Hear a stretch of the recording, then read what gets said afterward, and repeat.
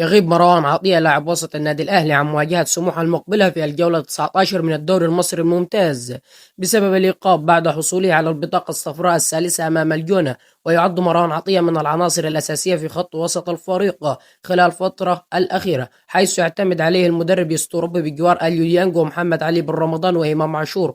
وجاء هذا الغياب بعد فوز الأهلي على الجونة بهدف نظيف أحرزه إمام عاشور ليرفع الفريق رصيده إلى 33 نقطة في وصافة جدول الدوري، مواصلا نتائجه الإيجابية بعد انتصاره أيضا على الإسماعيلية بالثنائية النظيفة في الجولة 14.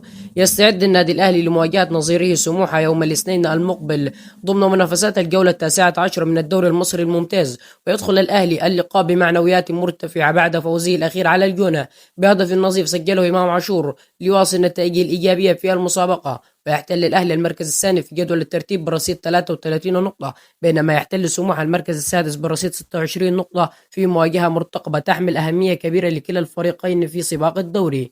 أصدرت جماهير التراس نادي الجيش الملكي بيانا شديد اللهجة عقب أحداث مباراتي فريقهم أمام النادي الأهلي في دور المجموعات من دوري أبطال إفريقيا.